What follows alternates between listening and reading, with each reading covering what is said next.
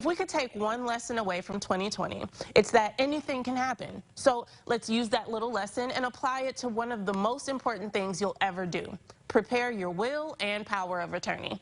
Jennifer and Jeff Hawkins are here to talk about the importance of making sure all your business is in order, especially in a time of COVID. Hello, Jennifer. Hello, Jeff. Thank you so much for being here with me. Hi, Ashley. It's a pleasure to be here, Ashley. Now, I'm really excited to talk to both of you today because not too long ago, I felt really grown up when I purchased life insurance. But after learning about Hawkins Elder Law, I'm really thinking about looking into establishing power of attorney and creating a will. So can you tell me why it's so important to have those things established? Sure. The power of attorney is a voluntary sharing of authority. So in advance of a problem, you can authorize someone to essentially be your legal clone.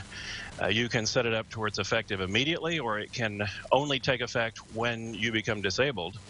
And then when a crisis strikes, it strikes all of us sooner or later in life. And lately we've seen it striking people in strange age groups. The power of attorney will allow someone to make sure that your bills are paid. You know, I've told people that your power of attorney is your lifeline to your personal business.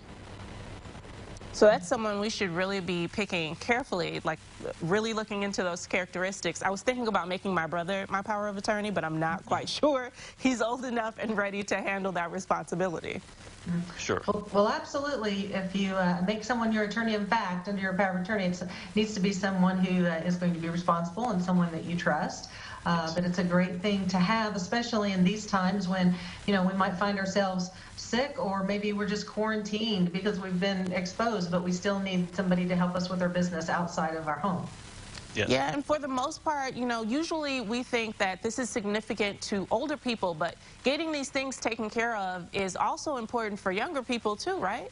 Absolutely. Oh, yes. We've had family members that are much younger than us that have been in quarantine.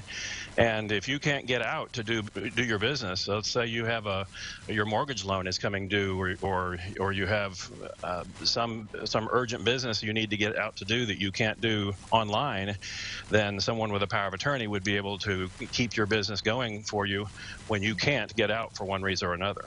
Yeah. Or maybe you're just going away for Christmas and you need someone to do your business while you're on vacation. Yes. To look at the brighter side of it. That's right. Yes. Yeah, I'm learning so much from you guys. I think this is awesome. And are you seeing an influx of people reaching out to you because of COVID-19? I know we all have to stay safe and kind of think about things we didn't plan on happening in the first place. I think we are seeing that a bit. I see more of that than Jennifer does, but by the way our cases come to us.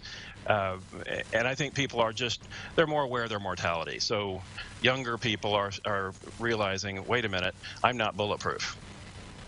Yeah, and at Hawkins Elder Law, you guys are being very safe. And so, Jeff, you're actually in your conference room right now. Tell me a little bit about how you guys are operating now due to the coronavirus.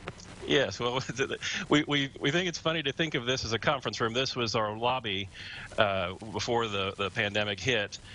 So we had seating areas over my left shoulder, and then over in the corner where the Christmas tree was another seating area in this lobby.